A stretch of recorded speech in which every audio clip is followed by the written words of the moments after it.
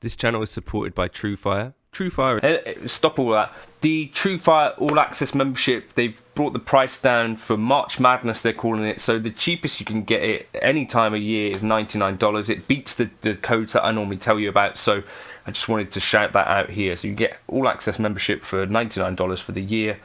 You know, get into your Tim Millers, your Robin Fords, there's Larry Carlton stuff on there, there's Eric Johnson stuff on there. Like, all of our favourite players seem to have Truefire courses. Check that out. March Madness, it's mad. This is actually not the video that I intended to make, but in any case, I was playing and practicing. I just pulled up Archetype Plini X, and I was practicing with it standalone, which I think is actually a really cool little practice rig. And I think maybe this is the general point of this video, which is that if I didn't have gigs, I don't know that these amps would get used much at all. I just think just sitting at home, in terms of like practice and getting like real play time in, just using a plugin for me seems to actually fit into my life a little bit better. Anyway, so I was going to make a video on that, and then I started recording with Archetype Plini X in the DAW to do this intro, and it crashed like reliably like 3-4 times, and so I just stopped using it basically. I remember this has happened for me a few times. I've tried to do some sort of plug-in demos with Archetype Plini X and it keeps crashing. I did check on Reddit, some other folks have had this issue.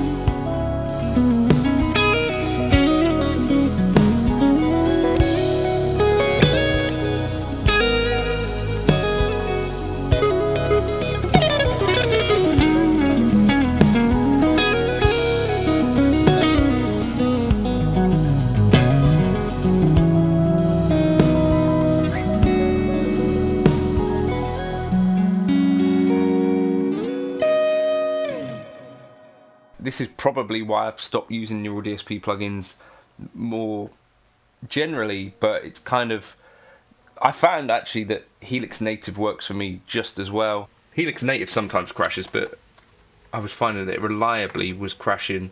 But I do think Archetype stuff looks much more attractive. The preset that I was using, I started off with, I think, this one.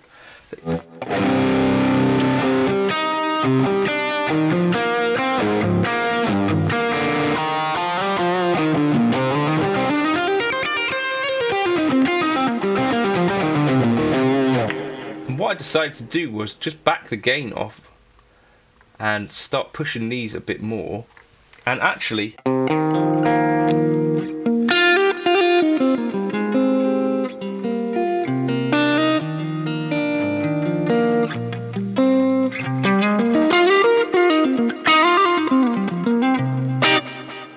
think I'm clipping the delay there, sounds like. Just back that. But it's like super usable, so this is what the idea of the video was going to be like. You only really need just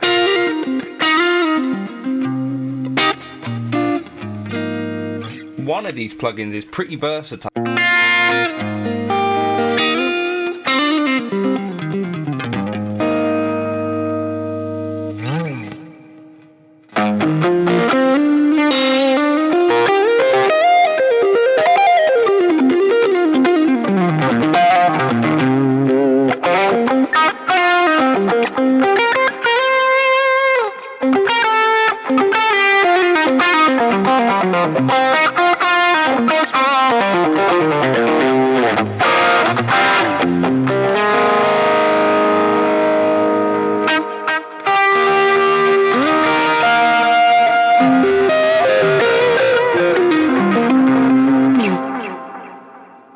You get a lot done was the intent of the video before it kept crashing on me.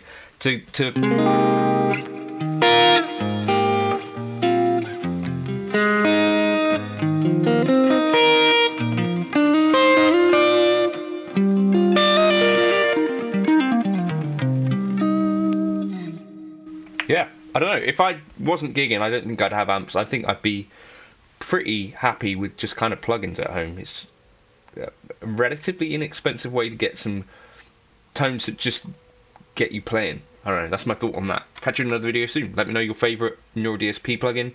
If you're a Helix Native fan, what you hate about it. Yeah, so Neural DSP, for sure, I think were the first times that I kind of started using plugins with a little bit more earnestness. For me, I first demoed Helix Native in maybe like 2018, 20 something like that, and I'd never really used a plugin for guitar before. I've been recording with like Pod XT Live for years, and Kemper. Those were basically what I would use, but always basically hardware into an interface, and I'd have some studio monitors.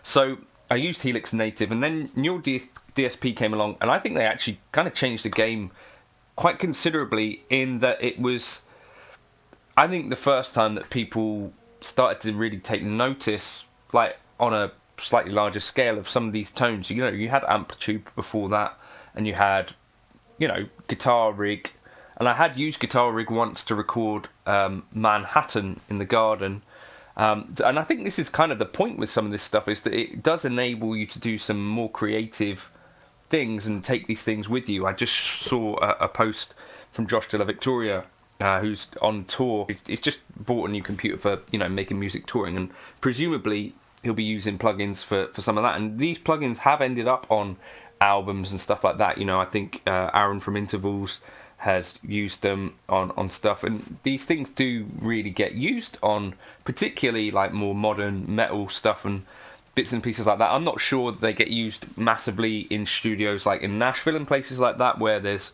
a bit more of a traditional approach, but maybe they are on there too. I think Neural DSP's legacy in some ways is just like really making people go, I could use these plugins, like, and quite conceivably at home.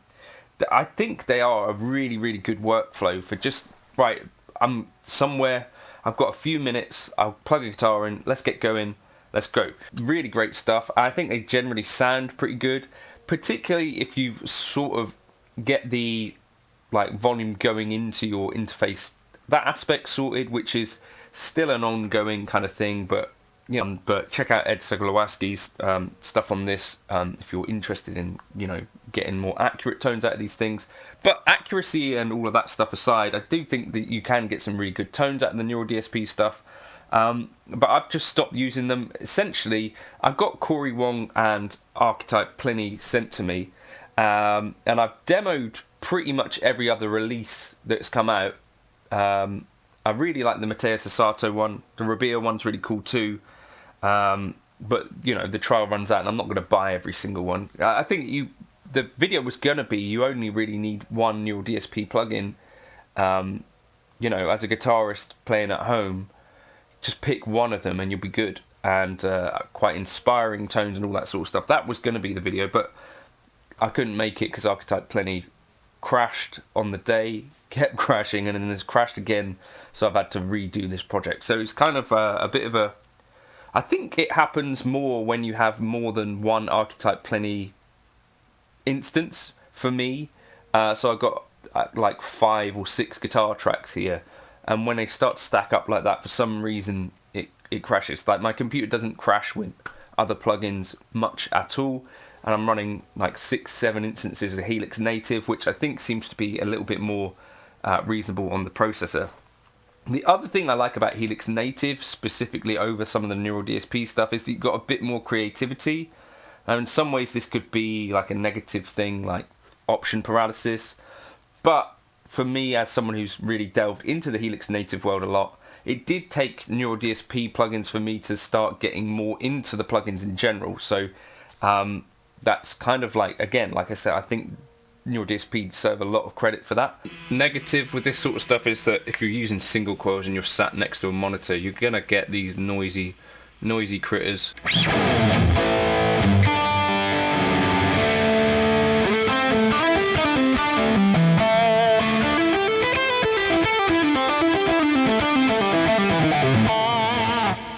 So I get tones like...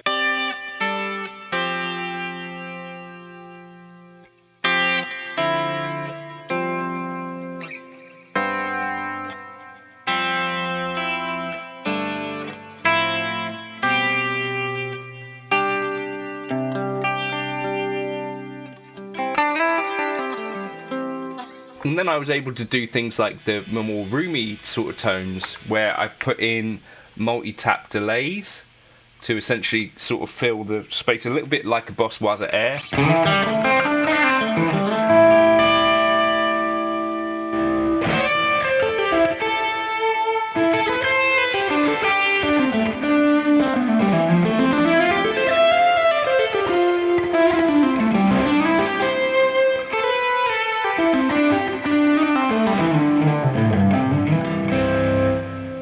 You know, things like the train wreck amps are in here.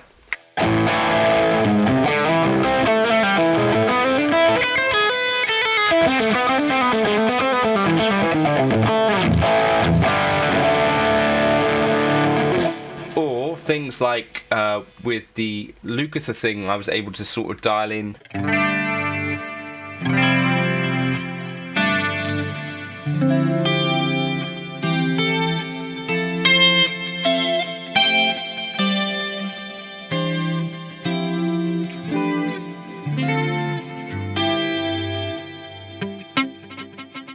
some of those kind of circular delay things.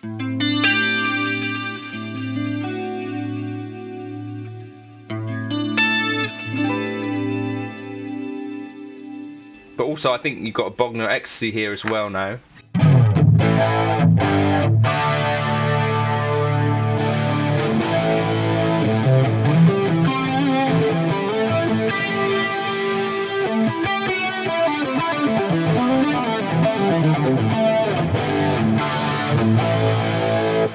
Basically, I'm able to get more variety of tones,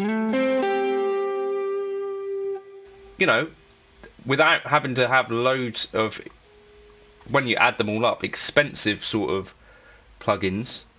I don't know, that's kind of, for me, where, you know, even if it wasn't crashing, I'd be using the Helix Native. I use it every day, basically. Particularly for these...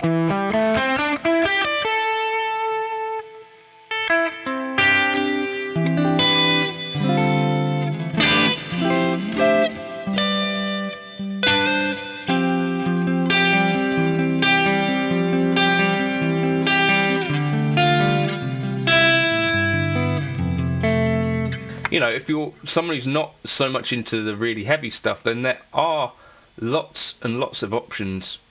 You know, this is just going through some of my presets.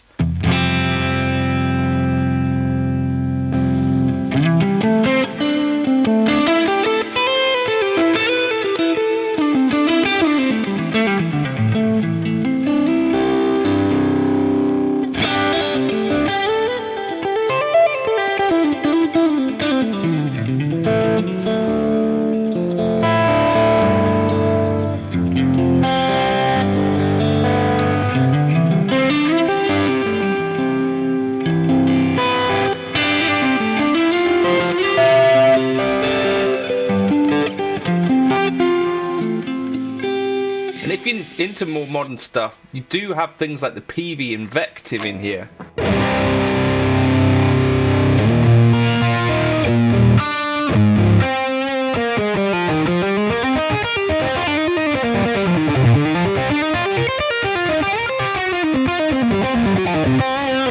And also the EV5150.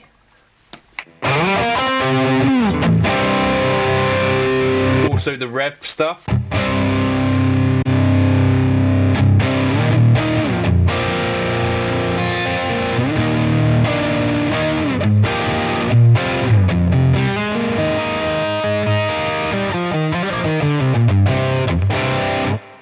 Also Soldano and all of that sort of gubbins. Like, there's a lot of choice in Helix Native, and I think that's one of the reasons that for me I don't mind that my neural DSP stuff crashes.